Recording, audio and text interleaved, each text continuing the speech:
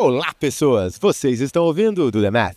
Eu sou Marcel Giraldini, founder e Chief Growth da Math Group, e o papo hoje vai rolar no mercado não tão costumeiro aqui no Do The Math. Nós vamos falar de B2B, especificamente inovação no mercado B2B. É isso mesmo, Fabiana Amaral? É isso mesmo, e eu estou muito animada para esse papo porque tem várias coisas que diferem de uma jornada B2C. Então, para hoje a gente trouxe a convidada, a Tati Bright, que ela é CPO de produtos atacados, do BV. E Tati, é um prazer te receber aqui no Do The Math. Prazer é meu, obrigada Marcel, obrigada Fabi, sou super fã aqui do podcast de vocês, aprendo muito aqui e um prazer podendo estar aqui e compartilhar um pouquinho das novidades do meu conhecimento. Legal. Para começar, Tati, já que a gente já falou um pouco aqui, né? Vamos falar do B2B. A gente sabe que o B2B ele é um outro universo, ele tem uma outra composição de jornada, de personas. Conta um pouco para quem nos ouve entender quais são as principais diferenças quando a gente fala disso. Legal, Fabi. Bom, acho que o mercado B2C, a gente se familiariza com ele porque todos nós somos clientes, né? No B2B, ainda mais num setor onde o BV atua hoje, que são grandes empresas e grandes corporações, a complexidade está nessa quantidade de personas com quem a gente se relaciona.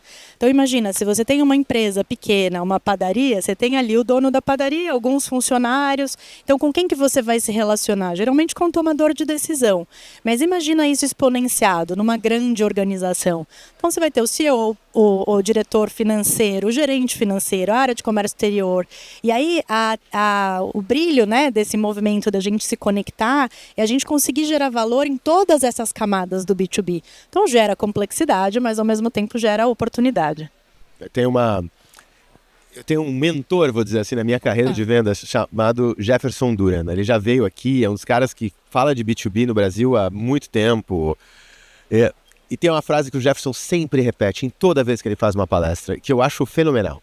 Você está no B2B, aí vai fazer teu ICP é uma empresa. Você não pode esquecer que empresas pagam, pessoas compram. Então, na verdade, quando você está no B2B, o teu relacionamento é um coletivo de relacionamentos B2C, porque você está falando com muita gente. Perfeito.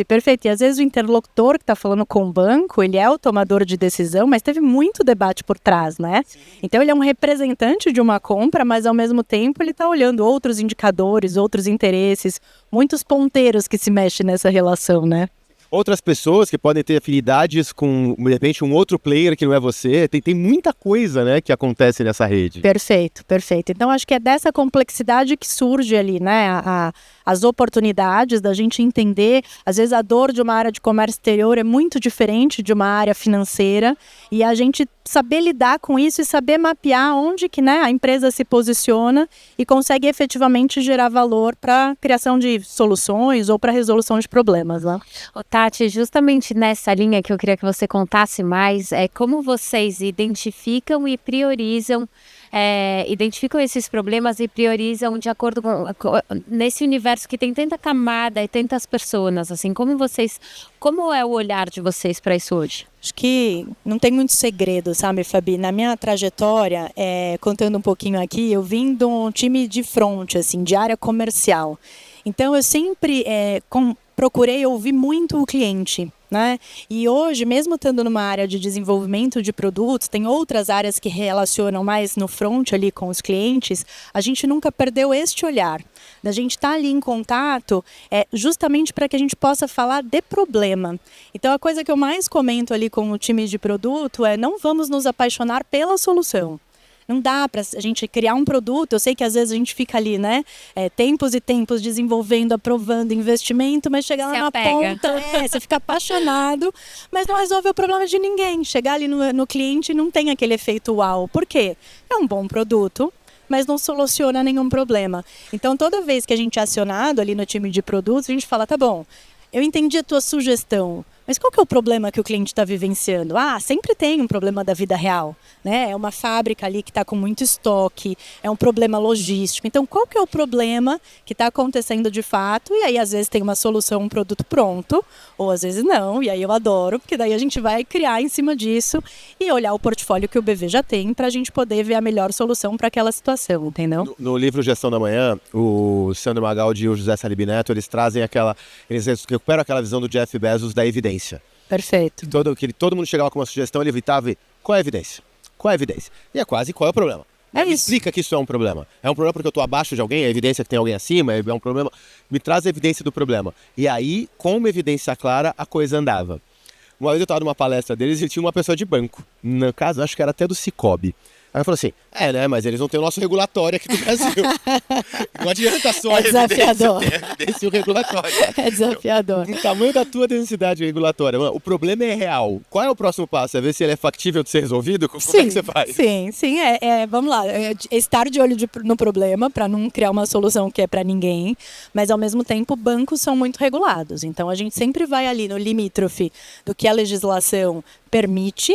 E aí abre o espaço para a criatividade. Nem tudo vai estar escrito, nem tudo vai ser proibido. Então é a partir daí que vem, eu acho que a grande diferença, né, dos gerentes de produtos com base na regulação, com base no que é permitido, criar alternativas diferentes ou experiências mais fluidas. Às vezes você vai fazer o mesmo produto, mas você vai entregar num momento diferente, você vai ter um efeito de entrada diferente nesse cliente. Mas, logicamente, acho que setores menos regulados têm mais essa permissividade. O setor menos regulado não é só o novo. Exatamente. Né? Não se liga pra norma. Exatamente. Tu tem que, não, peraí, deixa eu ver se tem norma. Mas você sabe, como é que eu faço um novo, né? Mas você sabe que eu acho desafiador isso? Eu acho que isso é muito legal. Porque, né, por exemplo, a gente vê algumas situações regulatórias de IOF, de tributação. Muitas vezes você olha e fala, gente, mas espera um pouquinho. Como é que a vida real está sendo impactada com isso, né? E aí você acaba criando e olhando para tantas leis, tantas possibilidades dentro do que é permitido e criando alternativas ali para cliente que fazem esse efeito uau que a gente tanto espera, né? Desculpa, Fabi, mas tu acabou criando uma esteira hoje para avaliação que tu tem no pessoal do normativo dentro do projeto? Hoje você já consegue entender, não, aqui a gente já entende, aqui já está controlado? Porque me parece que ele tem que ser um guidance para a tua inovação, senão vai gerar frustração. Você ficar, uma ideia genial, Perfeito, então é proibida. Perfeito, Né? perfeito. Como é que tu equilibra isso? A gente trabalha muito em regime de squads, não só falando no universo de tecnologia, que teve essa transformação nas áreas de produtos, né? As áreas eram muito afastadas, produtos e tecnologia, e hoje o time de tecnologia e de produtos vivem juntos, né? Mas não só quando tem tecnologia, quando envolve uma solução jurídica ou regulatória, esse movimento da gente trabalhar em squad ajuda muito. Porque quando a gente começa a criar, aí a gente chama as áreas, jurídico, compliance, crédito, fala, vem comigo aqui. Vamos ver se isso aqui é permitido. Até que ponto a gente consegue aqui entender o que está escrito e até que ponto a gente vai poder conseguir criar com base nisso. Então, não dá para voar tão alto, tão solto, então a gente traz junto, traz na prototipação, isso aqui é possível? Já em prototipação, já estão na mesa ali, né? By design. Porque senão gera essa frustração e perda de eficiência. Imagina eu fazer uma solução incrível, aí chega lá no final o compliance fala, isso aqui não pode, puxa. Aí eu vou ser a primeira que vai falar, olha, peraí, erramos muito, porque ou a gente gerou expectativa no time de algo que não podia, ou pior, do cliente, aí não pode acontecer. Então sim, essa forma de trabalhar, criando junto e vendo step by step a evolução desse produto junto, e às vezes eu estou falando de novo produto, mas às vezes é uma melhoria de um produto já na rua, já em circulação. Então isso eu acho que é um grande ganho, assim, e foi algo que mudou nesses meus 20 anos de mercado financeiro, eu vejo que é o que mais mudou e é o que mais gera valor e velocidade para as entregas mesmo. Ô, Tati, quando a gente fala de Brasil, né, a gente tem uma vantagem que é também uma abertura e uma possibilidade de falar com os reguladores para explorar novas ideias, né? Então, assim, entendo isso que você está falando. Claro que você vai ter um trilho, que são regras já definidas. E se a gente parar para pensar, é um ambiente que se inova muito, né? Então a gente pega algumas coisas, puxa, há um tempão atrás era cheque, era TED, demorava 5 dias para fazer a transferência, não sei o que e tal. E aí, de repente, a gente está num momento Pix, e agora vem pela frente outras novidades em cima disso que foram aberturas empurradas e um movimento empurrado e também estimulado pelos reguladores, né? Então, quando você está falando essa parte de criatividade, como que você enxerga isso, essa relação com esses reguladores para ter realmente esse tipo de abertura? E uma outra curiosidade, também uma outra dúvida é, quando a gente está falando de empresas que não são mercados tão regulados, você tem uma possibilidade de testar coisas diferentes muito maior, né? E eu entendo que dentro do universo financeiro, você precisa, mesmo que para testar coisas, não está na regulamentação, mas você não pode simplesmente testar, né? Então, como você enxerga isso? Essa abertura que existe nos órgãos regulatórios e também, talvez, não tão essa inflexibilidade, talvez, para testes mais voos solos, assim. Legal. Bom, falando em regulatório, né, a própria Febraban, né, tem um papel bastante importante nessa interlocução. Os bancos dialogam bastante ali, sejam dúvidas, sejam oportunidades, e hoje a gente tem um espaço aberto para dialogar com o Banco Central, por exemplo, em inovações de PIX e de Open Finance. Eu acho que tem, logicamente, esse ambiente mais propício à inovação, tem um guidance de onde quer chegar, mas eu percebo os reguladores muito atentos a entender exatamente quais são os problemas que os clientes estão enfrentando ou que propriamente os bancos estão enfrentando, né? Então eu lembro de uma das primeiras reuniões do PIX, né, que ainda tinha uma incerteza sobre o uso, será que vai ter aceitação ou não? O Pix no começo ele virou tipo um correio elegante, eu não sei se vocês lembram dessa história. Pix de um centavo, né? Fazia Pix, falava oi sumido e tal, e mandava recado. Isso foi debate no Banco Central, nossa, mas não era esse o propósito. E não tinha como estar mapeado isso. Não tinha, eu acho que não tinha nenhum protótipo que tinha olhando isso. Ninguém pensou da namorada ter bloqueado o ex-namorado. Pois é. Quero desafiar um gerente de produto olhar isso. Mas eu acho que houve essa abertura, falou, olha, isso é uma democratização do uso do Pix. Isso vai passar. E de fato passou. E aí com ele veio, acho que a aceitação da população em relação a isso e outras alternativas, né? Em junho de 25 tem o lançamento pelo Banco Central do Pix automático, né? Que é uma alternativa para pagamento de boleto, que é muito importante e representa um passo importante, inclusive, na democratização de pagamentos automáticos, né? Para você pagar um boleto hoje, você depende que grandes corporações façam links com grandes bancos. Com esse tipo de solução, qualquer pessoa que precise, né, emitir um boleto e tenha essa relação, facilita demais. Então teve abertura para isso. Isso já estava no roadmap, mas teve muita discussão de como implementar de um jeito que fosse mais democrático, mais acessível, que gerasse mais fluidez no mercado. Então acho que isso é bastante interessante. E sua pergunta, segundo eu esqueci, eu não sou tão expert assim de lembrar. Não, eu comentei, dos por mercados exemplo, não regulados, isso? Não, e por exemplo, como que funciona, porque eu tava até lembrando, que agora eu não me lembro o nome do cofundador da Netflix, porque ele dando uma entrevista, ele falou o seguinte, mais importante do que você ter a melhor ideia disruptiva, tal, é você pensar, primeiro, como você organiza uma forma assertiva, estruturada, sem muito investimento para você testar uma ideia. Perfeito, né? perfeito. Então, e aí ele dá um exemplo interessante, que ele fala assim, era uma colega de faculdade que falou, nossa, tem uma ideia brilhante, não sei o quê, eu acho que vai ser maravilhoso. Eu quero criar um aplicativo, uma forma que as pessoas possam fazer troca de roupas e acessórios e não sei o que e tal. E aí ele fala, e o que você precisa da minha ajuda, né? E ela fala, eu estou pensando em abandonar a universidade e quero saber como que eu angaria o fundo, o investimento para isso. Ele fala, pera, wait a minute, né? Ele fala, calma aí, você tem papel? Tenho. Você tem uma caneta? Tenho. Tá, você está dentro do campus da universidade. Então você vai pegar um papel e vai escrever lá, você gostaria de pegar uma roupa emprestada? Bata na porta. E você vai colar na porta do seu dormitório da universidade, entendeu? E aí com isso você vai medir a aderência dessa ideia, né? Então, e aí ele fala, e isso assim, você não vai já investir, contratar as pessoas, criar uma... Não, vamos fazer um teste que seja algo rápido e algo não oneroso. E em cima dessa primeira resposta, você avança.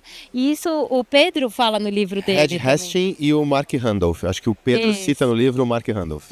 E no livro do Pedro Van Gertner, que é o Contracorrente, ele fala muito disso, assim, que as pessoas que estão começando... Ele fala muito dos empreendedores, mas ele fala, poxa, você vai empreender, você não precisa já de 35 pessoas, o escritório, não sei o que. Vai validar a sua ideia, né? Antes de você investir em tudo isso. E quando a gente fala de um mercado tão regulado, você não pode falar assim, vamos supor o Pix automático. Você não poderia falar assim, a gente teve essa ideia aqui no BV, vamos testar, né? Então eu queria saber como que vocês conduzem quando vêm essas ideias, se vocês já vão direto levar isso, ou se existe alguma flexibilidade de falar, tá, isso daqui não é nenhum ofensor ao que está regulado, então a gente conseguiria testar por conta própria. Perfeito.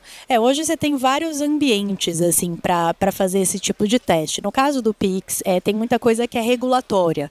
Então a gente também não tem muita permissividade para fazer essa criação.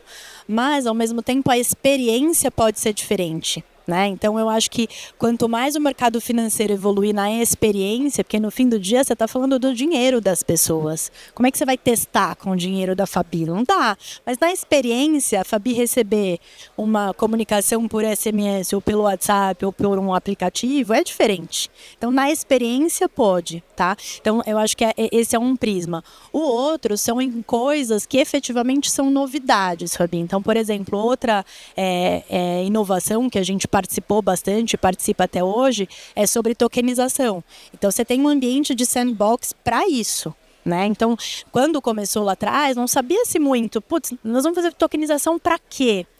Era uma dúvida, assim, né? Isso aqui é novidade, está todo mundo aprendendo, mas ao mesmo tempo a gente enxerga isso como uma oportunidade no futuro. E aí este ambiente de teste, mas um teste consciente, um teste com players que sabem o que querem testar, eram testes mais B2B.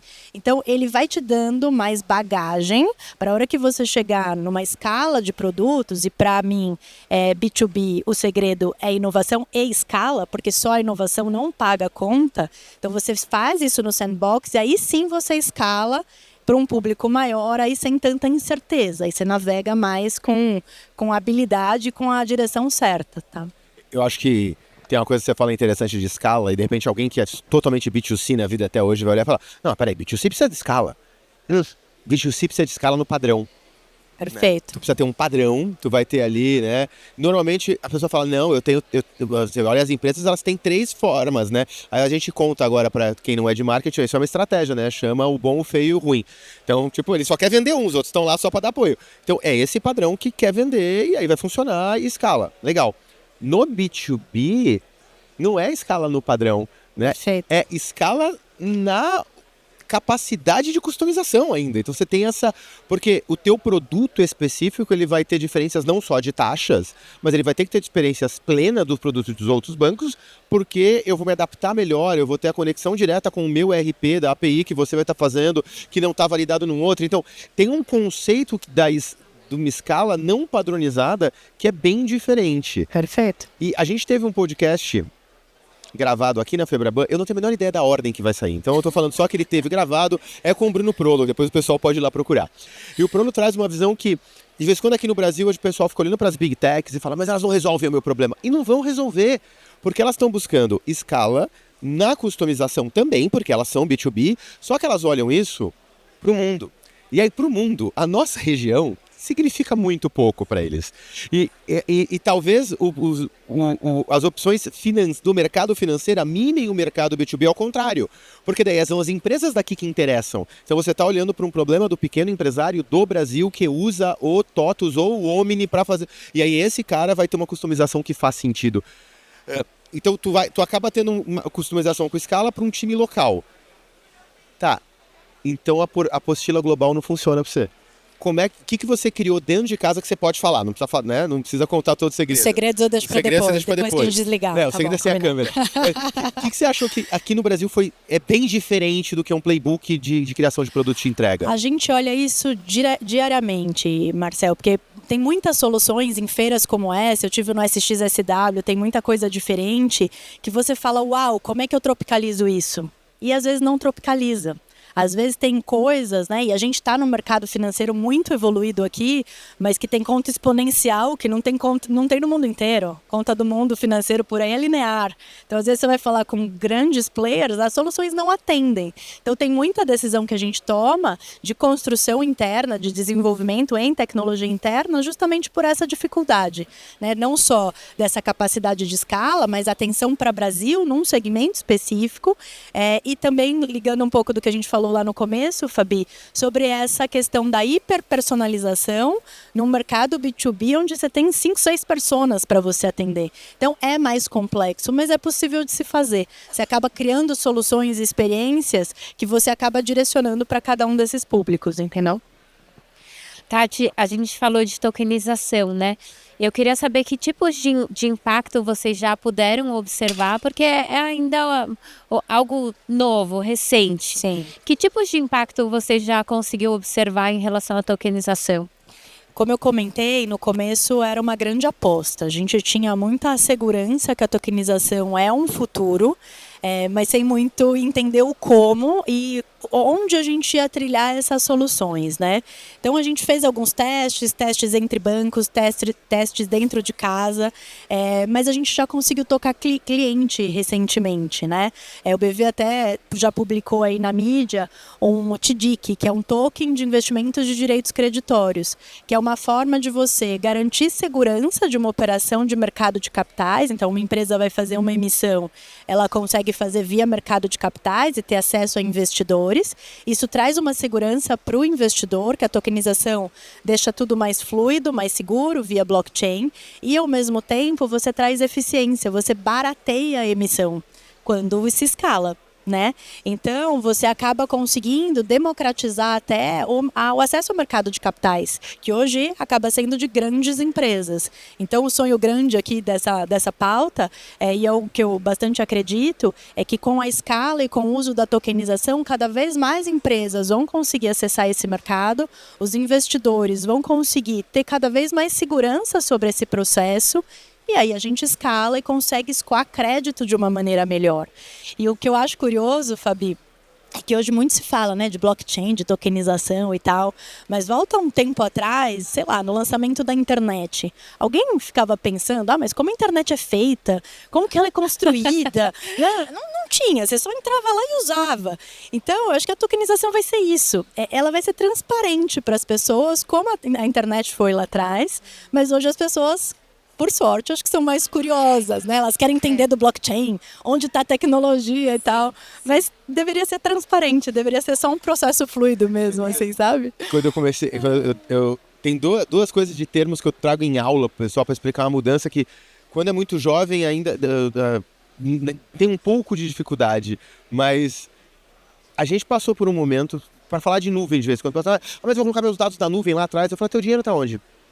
Tá no banco, né? Onde é que tá? Não, você sabe qual é o cofre, qual é a gaveta? Você for lá no cofre, você banco e fala assim, essa gaveta é o meu dinheiro. Quando eu saco, você vem daqui e tira, não é do ATM, né? Vem aqui.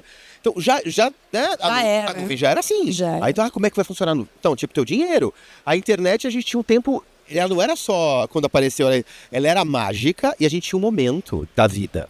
Imagina, era depois da meia-noite. Tal da internet. Lembra? Tu ia lá. Eu vou fingir que eu não lembro, pode? Ah, não, pode. Eu tenho um tio que me contou que era assim. Eu vi no YouTube. Tinha uma pessoa contando, porque não era filmado nessa época, né? Então, mas assim, era um momento. Então, a gente entrava na internet. Hoje a gente não entra, a gente vive. A internet está no nosso bolso. A gente está capturando aqui para mandar para a internet. Então, eu acho que tem um momento que a coisa fica tão natural que não se questiona mais. O ponto, acho que, da tokenização é porque tem muita gente aproveitando, acho, para vender demônio, sabe? Tem muita gente, não, porque agora com o Drex vão controlar seu dinheiro. Vocês falavam isso com o Pix. Aí agora é com o Drex. Aí depois é que eu tenho com a tokenização. Então, deixa eu te contar, né? O dinheiro já é virtual, gente. Já está no banco, já é só uma planilha num banco de dados e meio que deu. Então, eu acho que tem um ponto de gente ainda querendo ganhar com desconhecimento que gera uma massa que o fato das soluções ficarem muito mais fáceis apaga isso tão rápido depois dela ir para o mercado.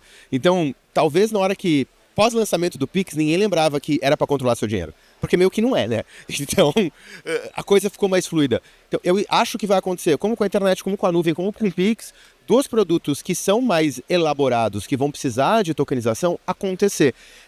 Talvez tenha um efeito que é o contrário, que ninguém... Tem uma massa grande de pessoas que na hora que conseguem usar o Pix, que usam a internet, mas na hora que a gente fala de blockchain, nem todo mundo usa Bitcoin. Falando de tokenização em específico, quando a gente for falar, por exemplo, de FDIC, que você está usando Smart Contract, o mais parecido ia ser as NFC. Quantas pessoas já entraram no OpenSea e compraram um macaco? Um macaco pouquíssimo, porque era caríssimo. Mas já... Só o Neymar. Só o Neymar. Já boletaram ali em alguma coisa, né? Então, mesmo que para curiosidade, pouquíssimas. Então, Perfeito. eu acho que vai ter muita gente que vai ter o primeiro contato com a tecnologia de smart contract a partir de uma tokenização financeira. Então, tem um trabalho de educação muito maior do que nos outros casos. Com certeza. Mas se a experiência for fluida, como o Pix foi lá no começo, tem valor. Tem valor para quem vai usar. O Pix não é uma transação instantânea, é muito melhor do que ficar aguardando o pagamento cair, né? O Brasil é reconhecido por essa evolução no sistema financeiro, né? Outros países ainda continuam com essa realidade. Então, se você puder, com o teu dinheiro, querendo investir em algo, comprar algo que seja seguro e seja acessível, eu queria comprar, ao invés da ação tal, eu queria comprar o papel da empresa tal, porque eu confio nela, eu acredito, eu quero investir nessa empresa. E hoje você tem uma barreira, né? Você acaba tendo um acesso disso, com múltiplos aí para você entrar e fazer um investimento muito altos.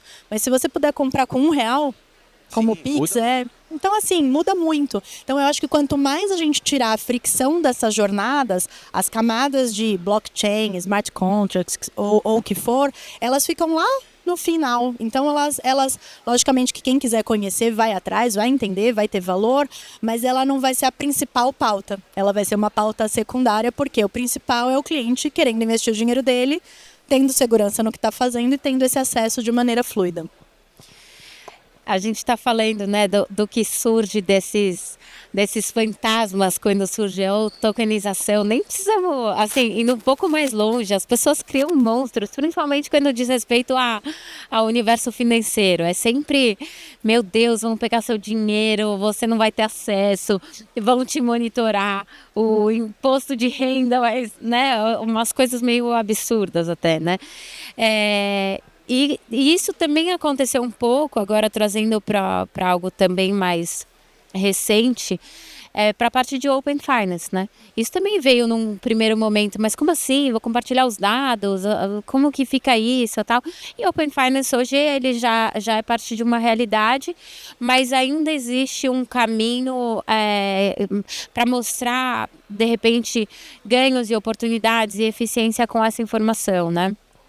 Como você enxerga isso na sua visão, Tati? O que o Open Finance está fazendo hoje? Porque existiu uma grande oportunidade competitiva para outros players e tal.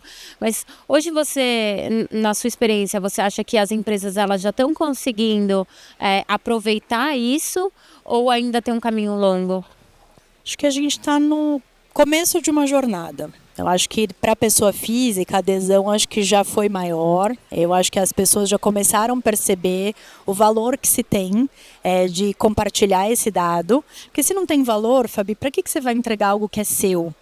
Os dados, né, no fim, são um dos bens que você tem mais valiosos, assim. Então, se não tiver valor para o cliente nesse compartilhamento de dados, ou se ele perceber que ele até compartilhou, mas ele não recebeu nada em troca, falou, não aconteceu nada, essa solução, acho que ela não vai engatar. Então, para a pessoa física, eu acho que já começou a ter maior essa percepção de acesso a crédito, de taxas diferenciadas. Eu acho que a gente já olha para isso.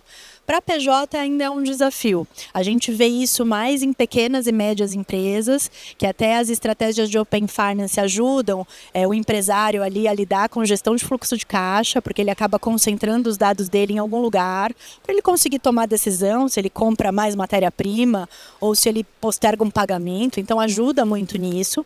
Mas para as grandes organizações, eu acho que ainda a gente tem um passo. O Banco Central declarou que este ano é a agenda do Open Finance PJ. Então, acho que tem novidade por vir. Acho que, enfim, todos os bancos, inclusive o BV, a gente está empenhado em pensar qual é a melhor forma de gerar essa experiência para que tenha um valor final, a gente consiga, com esses dados, oferecer soluções diferentes e que, principalmente, o cliente perceba a diferença nessa vantagem, né, de compartilhar os dados com as organizações. Eu estava conversando com a Priscila da Esquive aqui no evento, e ela trouxe... eu achou super interessante, né? Open Finance entrar vai precisar de um trabalho diferente quando a gente vai falar para o PJ. Porque se a gente for olhar, Hoje se fala de segurança da informação na pessoa física. A pessoa quer saber ali qual é o telefone mais seguro, se quer a segunda onda. Mas se a gente olha, as grandes corporações têm o que seria referente a um CISO, que agora está na moda, né? Mas já tem este cargo, esta figura, há décadas. Então ela já sabe há décadas que os seus dados são não só valiosos, como eles são estratégicos. Perfeito. Então faz parte da minha estratégia. Se alguém consegue olhar tudo que eu tenho, consegue entender minha estratégia, como eu me alavanco, para onde eu vou, se eu estou retendo dinheiro para fazer algo, o que eu vou fazer depois. Então eles já tinham essa visão do quanto isso era importante. Talvez fazer este cara que já está há mais tempo tratando isso como algo precioso, se abrir, ele tem que ter uma percepção de valor ainda maior. Porque senão ele não vai se abrir. Com certeza, principalmente nesse meio do caminho, né? Essas pequenas empresas, acho que ela já enxerga essa vantagem na gestão de fluxo de caixa. As grandes organizações, de alguma maneira, já divulgam seus dados com balanços públicos. Então, este meio do caminho, que é o segmento corporate, eu acho que ainda a gente tem esse trabalho a ser feito, principalmente nesse segmento. Ô, Tati, tem uma coisa que a gente falou no alinhamento, quando a gente estava definindo alguns pontos para falar, que era do Bright Lab. Né? Sim. Então, eu queria que você contasse da onde que surgiu, porque a gente está falando aqui muito de inovação, das ideias, dessa provocação, de olhar para os problemas, de ter essas discussões, de não necessariamente ficar refém da regulamentação, mas sim falar, tá, isso daqui é regulado, mas vamos olhar e que outras coisas a gente pode criar olhando para o problema, né? Não por soluções em si. Enfim, conta pra gente, assim, como surgiu essa ideia e como isso funciona? Claro. Bom, eu sou entusiasta de inovação e de criação de produtos. E esse ano, pela primeira vez, eu fui num evento que é de inovação global, chamado SXSW, que acontece no Texas. E eu fui verdadeiramente impactada, Fabi. Eu vi ali um ecossistema onde as pessoas divergem opiniões e, no fim, todo mundo cresce. Na divergência, todo mundo cresce. E eu voltei de lá e falei, gente, e agora? O que eu faço com tudo isso? Tem tanta coisa que eu aprendi aqui, não queria deixar só comigo, né? E aí eu comecei, meio que, né, amadoramente ali, conversar um pouco sobre tendências, sobre informações, sobre futuro, sobre mercado, sobre tecnologia, sobre o futuro do trabalho, que impacta muito com a inteligência artificial. E a gente acabou criando um grupo para que a gente possa debater abertamente sobre isso. Então aí surgiu a ideia de fazer o Bright Lab, que é um laboratório de ideias brilhantes e como o nome mesmo diz. E aí a gente acaba debatendo sobre tendências, sobre essas informações. E uma das coisas que eu mais ouvi e me impactou foi numa das palestras que a curadoria da MWeb, inclusive, elas falaram que no mercado onde a gente tem hoje muita informação, a gente precisa diferenciar o que é sinal de ruído, né? Tem muita informação espalhada por aqui. Imagina quanta informação a gente falou aqui hoje, quantos podcasts estão sendo lançados agora. Então as pessoas elas precisam saber selecionar o que elas vão ouvir e principalmente selecionar o que é tendência de futuro, ou seja, o que é um sinal que eu não estou percebendo ou que eu estou percebendo e eu vou apostar, e o que é só um ruído, eu debato, eu entendo, mas eu efetivamente deixo passar.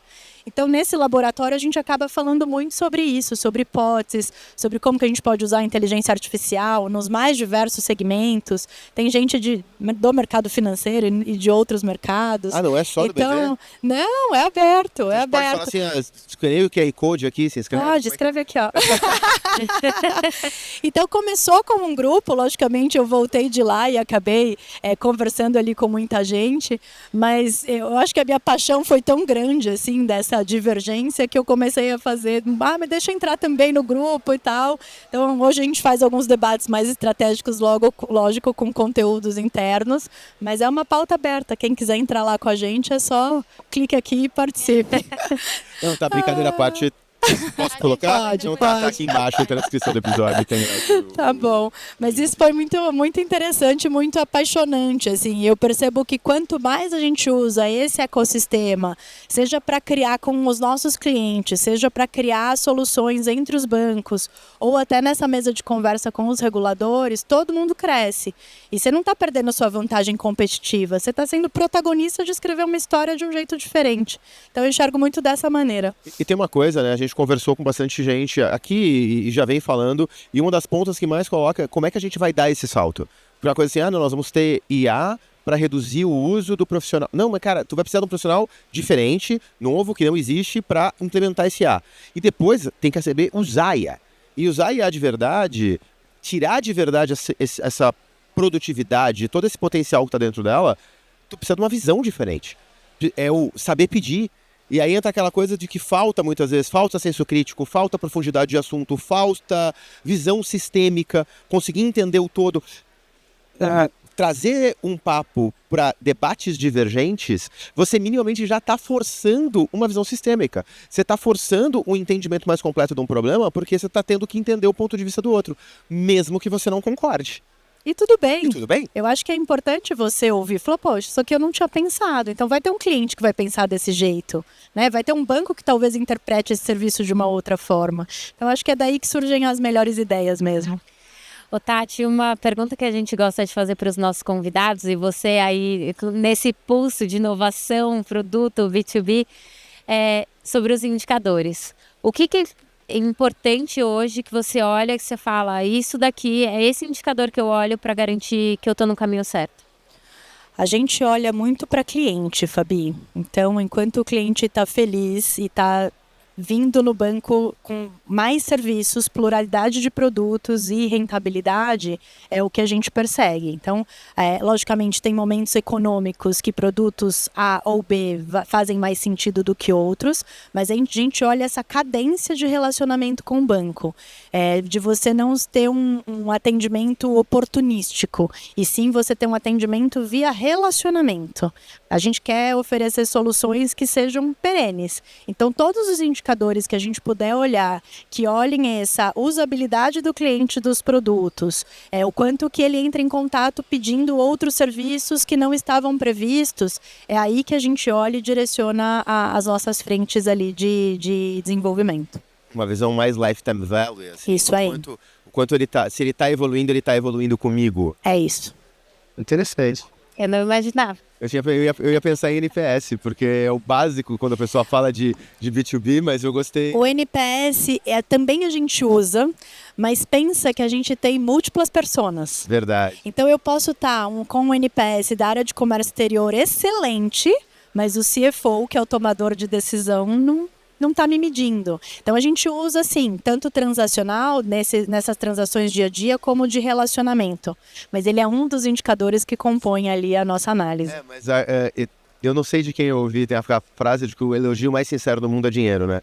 Então ele tá lá com um NPS alto, mas na hora de contratar alguma coisa, contrata de outra, então não tá tão feliz assim, né? E elogiar banco é difícil, né, Marcelo? Puta, você gosta do banco?